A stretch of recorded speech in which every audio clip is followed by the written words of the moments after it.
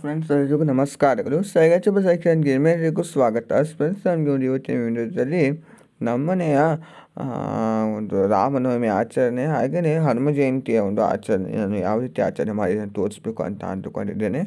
ಬನ್ನಿ ನೋಡೋಣಂತೆ. ಮೊದಲಿಗೆ ನಾನು ನಮ್ಮನೆಯ ಒಂದು ರಾಮನವಮಿ ಆಚರಣೆಯನ್ನು ತಿಳಿಸ್ತಾ ಇದ್ದೇನೆ. ಬನ್ನಿ ನೋಡೋಣಂತೆ. ನಾನು ಗುರುವಾರ 26ನೇ ತಾರೀಕು ಮಾರ್ಚ್ ಆಚರಣೆ ಮಾಡಿರುವಂಥದ್ದು ಬಾಬಾರವರ ಪೂಜೆಯನ್ನು ನಾನು ಮಾಡಿಕೊಂಡಿದ್ದೇನೆ. ಯಾಕಂದರೆ ನಮ್ಗೆ ಅದು ಆವತ್ತಿನ ದಿವಸ ಗುರುವಾರ ಕೂಡ ಆಗಿತ್ತು.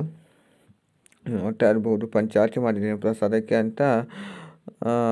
ಹೆಸರುಬೇಳೆ ಕೋಸಂಬರಿ, ಹಣ್ಣುಗಳು, ಪಾನಕ ಹಾಗೆ ತೀರ್ಥ ಕಾಯಿಯನ್ನು ಬರೆದಿದ್ದೇನೆ. ಹಾಗೆಯೇ ಅದ್ಭುಜ ಹಣ್ಣಿನ ಒಂದು ಪಾನಕ ಆ ಥರ ಕೂಡ ಮಾಡ್ಕೊಂಡು ಪಾಯಸ ಅಲ್ಲ ಪಾನಕ. ಹಾಗೆ ವೆಂಕಟೇಶ್ವರ ಸ್ವಾಮಿಯ ಒಂದು ವಿಗ್ರಹವನ್ನು ಕೂಡ ಇಟ್ಟಿದ್ದೆ. ವೆಂಕಟೇಶ್ವರ ಸ್ವಾಮಿಗೆ ಪೂಜೆ ಮಾಡಿಕೊಂಡು ರಾಮನ ಪೂಜೆಯನ್ನು ನಾನು ಮಾಡಿದ್ದೇನೆ.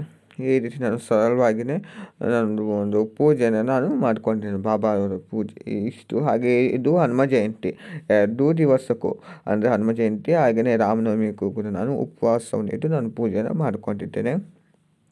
ನೋಡ್ತಾ ಇರ್ಬೋದು, ಪ್ರಸಾದಕ್ಕೆ ಅಂತ ಗೋಧಿ ಪಾಯಸ ಮಾಡಿದ್ದೆ, ಹಣ್ಣುಗಳನ್ನು ಇಟ್ಟಿದ್ದೇನೆ, ತಾಂಬೂಲಕ್ಕೆ ದ್ರಾಕ್ಷಿಯನ್ನು ಇಟ್ಟಿದ್ದೇನೆ. ಹಾಗೆ ಶಿವನ ಒಂದು 9ನೇ ಅವತಾರ ಆಂಜನೇಯ ಸ್ವಾಮಿ ಆಗಿರೋದ್ರಿಂದ ಶಿವನ ಫೋಟೋ ವಿಗ್ರಹ ಹಾಗೆಯೇ ವೆಂಕಟೇಶ್ವರ ಸ್ವಾಮಿಯ ಫೋಟೋ ಅಷ್ಟನ್ನು ಇಟ್ಟು ನಾನು ಹನುಮ ಜಯಂತಿ ಆಚರಣೆ ಮಾಡಿಕೊಂಡು ಸಂಜೆ ದೇವಸ್ಥಾನಕ್ಕೆ ಕೂಡ ಹೋಗಿ ನಾನು ಪೂಜೆಯನ್ನು ಕೂಡ ನಾನು ಮಾಡಿಕೊಂಡು ಬಂದಿದ್ದೇನೆ. ಈ ರೀತಿ ನಾನು 2 ದಿವಸ ನಾನು ಆಚರಣೆ ಮಾಡಿರುವಂಥದ್ದು. ನೋಡೋಣ ಫ್ರೆಂಡ್ಸ್, ಇವತ್ತಿನ ಒಂದು ವಿಡಿಯೋದಲ್ಲಿ ನಮಗೆ ನಮ್ಮ ಮನೆಯ ಒಂದು ರಾಮನವಮಿ ಹಾಗೆಯೇ ಹನುಮ ಜಯಂತಿಯ ಒಂದು ಆಚರಣೆಗಳನ್ನು ತೋರಿಸಿದ್ದೇನೆ. ಎಲ್ಲರಿಗೂ ಇಷ್ಟವಾಗಿ ಭಾವಿಸಿದ ಲೈಕ್ ಮಾಡಿ, ಶೇರ್ ಮಾಡಿ, ಕಮೆಂಟ್ ಮಾಡಿ, ಹಾಗೆಯೇ ಒಂದು ಸಬ್ಸ್ಕ್ರೈಬ್ ಮಾಡ್ಕೊಳ್ಳಿ. Thank you.